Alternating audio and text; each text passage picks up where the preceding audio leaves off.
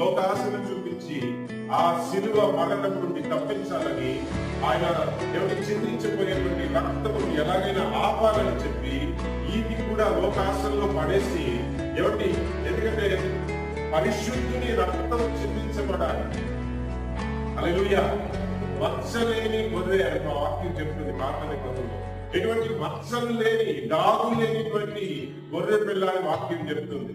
మరి ప్రియమైనవారా, మరి ఈయనకి ఒక మచ్చ కలిగించాలని చెప్పి, ఈయన లోకాశంలో వచ్చేయాలని చెప్పి, ఏమిటి ఈయన లోకాశంలో ఒకసారి పడిపోయాడు అనుకోండి, ఈయన రక్తం చిందించిన పనికిరాదుగా. ఈయన శోధించాలి, ఈయన తప్పించాలి సాతాను ప్రయత్నం. కానీ యేసయ్య పరిశుద్ధుడుగానే తన సాక్ష్యాన్ని నిలుపుతున్నాడు. దేవునికి స్తోత్రం. హల్లెలూయా, హల్లెలూయా. తర్వాత యేసయ్య తన మరణమును గురించి ఒక్కొక్క అంశం, ఒక్కొక్క పద్ధతి